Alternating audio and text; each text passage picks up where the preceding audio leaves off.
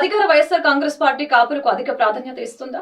ప్రస్తుత రాజకీయ పరిస్థితుల్ని చూస్తూ ఉంటే అక్షరాల నిజమని అనిపిస్తోంది.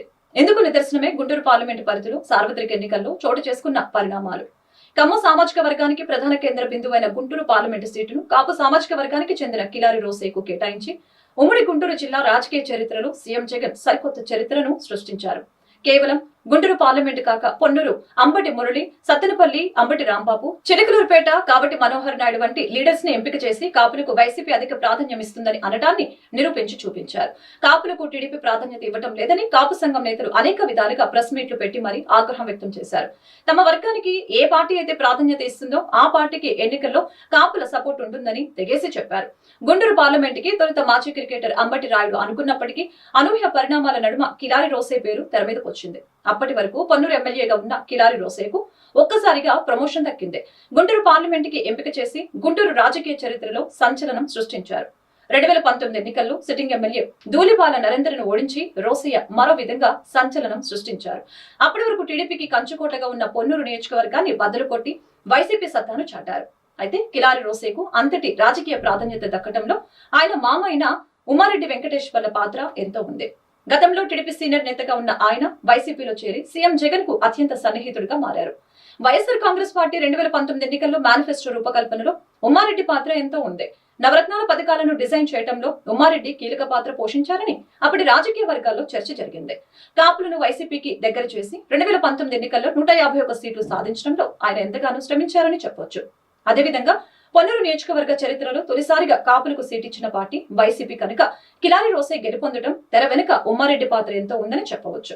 అలా ఉమ్మారెడ్డికి ఇచ్చిన రాజకీయ ప్రాధాన్యత క్రమంలోనే కిలారి రోసేకు గుంటూరు పార్లమెంటు సీటు దక్కిందని చెప్పవచ్చు. టీడీపీ కాపులకు ఎలాంటి ప్రాధాన్యత ఇవ్వకపోగా ఉమ్మడి గుంటూరు జిల్లాలో కాపులకు అధిక ప్రాధాన్యత ఇవ్వడం పట్ల సర్వత్రా హర్షం వ్యక్తమవుతోంది.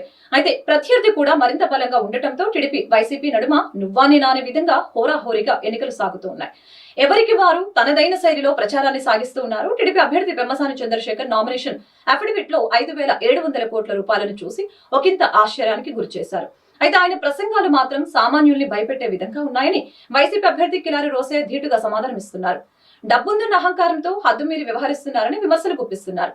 ఇలాంటి వారు ప్రజాసేవకు పనికిరారని చెబుతూ ఉన్నారు. పైగా నేను లోకల్, పెమ్మసాని నాన్ లోకల్ అనే ట్యాక్స్ రోషియా నుంచి ఎక్కువగా వినిపిస్తూ ఉంది. ఇప్పటివరకు ఎంపీగా పనిచేసిన గల్లా జయదేవ్ ప్రజలకు అందుబాటులో లేకుండా ఢిల్లీ, అమెరికాకి పరిమితం అయ్యారని వెల్లడించారు. అలాంటి కుటుంబం నుంచి వచ్చిన పెమ్మసాని ప్రజలకు ఎలా సేవ చేస్తారని సూటిగా ప్రశ్నిస్తున్నారు. ఆయన గెలిచినా ఓడినా అమెరికా వెళ్లడం ఖాయం, తాను గెలిచినా ఓడినా గుంటూరులోనే ఉంటానని సంకేతాలు ఇస్తున్నారు. లోకల్, నాన్ లోకల్ మధ్య జరుగుతున్న వార్ ఇది. జూన్ 4 ఎన్నికల ఫలితాల తర్వాత పెమ్మసాని అమెరికా వెళ్లటం ఖాయం, ఫ్లైట్ టికెట్ రెడీ చేసి పెట్టుకో పెమ్మసాని అని ఘాటుగా హెచ్చరిస్తున్నారు. ఇలాంటి పరిణామాల నడుమ గుంటూరు పార్లమెంట్ వైసీపీ అభ్యర్థి కిలారి రోసయ్య తన గెలుపుపై ఎంతగానో ధీమా పెట్టుకున్నారు. టీడీపీ జనసేన కూటమిగా ఏర్పడిన నేపథ్యంలో కాపుల ఓట్లు ఏ మేరకు వైసీపీకి వచ్చి కిలారి రోసేకు విజయం వరిస్తుందో వేచి చూడాలి.